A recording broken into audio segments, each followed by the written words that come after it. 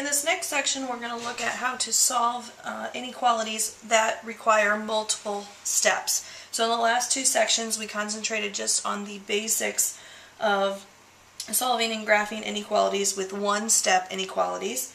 This time, we're going to look at multiple steps. So the first one that we are going to solve is a simple 4x minus 7 is greater than or equal to 1.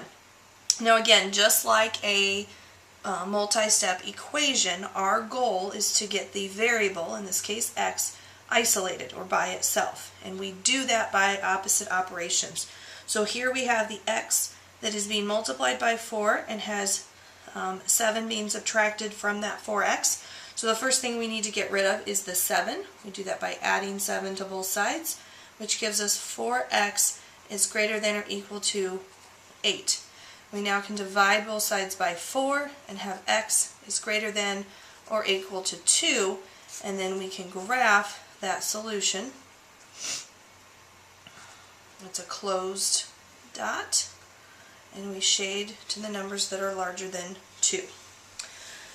Our second example, we have 6 times the quantity y plus 1 is greater than 6. Now this one we can actually solve in two different ways. The first way, which is probably what most of you think of when you see this setup, which is to distribute, which would give us 6y plus 6 is greater than 6. At this point, this problem at this stage looks like what we started with here. So we're going to subtract 6 from both sides, which gives us 6y is greater than 0. 6 minus 6 is 0.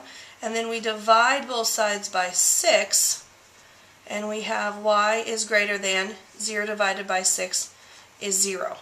The other way we could have done this problem, 6 times y plus 1, let's rewrite the original again, is because there's only one term over on this right-hand side, we could divide both sides right off the bat by 6, leaving us with the y plus 1 is greater than 1. And then we would subtract 1 from both sides, giving us y is greater than 0. So same solution that we got here, two different ways of solving. The graph of that, of course, then would be something like this. We have an open circle on 0, and we shade to the right for the numbers larger than 0. Our next example, we have 8m minus 7 is less than 4m plus 5. Now in this inequality, we notice we have variables on both sides of the inequality sign. We need to first get those variables together.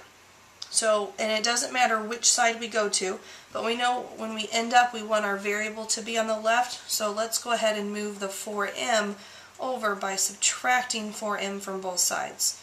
So we now have 8m minus 4m, which is 4m, minus 7 is less than, these 4m's cancel, 5. Now we add 7 to both sides, giving us 4m is less than 12. And divide both sides by 4, and we have m is less than 3. The graph of that then looks like this. Open circle shaded to the left. And then the last example we're going to look at, we have 10 minus 11d is greater than negative 5d minus 4. Again, I've got variables on both sides of my inequality sign. I want them to be together. Doesn't matter which side we go to, but proper inequality form has the variable on the left, so we're going to move the negative 5d over. It's negative 5d, so we need to add 5d to both sides. So now we go through, we have 10 comes down, negative 11d plus 5d is negative 60 is greater than, these cancel, and we have negative 4. And now we're going to move the 10 over, so we subtract 10 from both sides. We have negative 60 is greater than negative 14. And notice what we have to do in this step. We have to divide by negative 6, which means what? It means we have to flip our sign. So we have D is less than negative 14 over negative 6. Negative over a negative becomes a positive. 14 over 6 reduces to 7 over 3.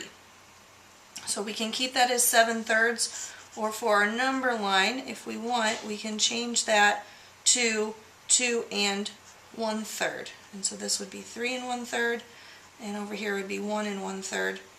We have an open circle, and we shade to the left.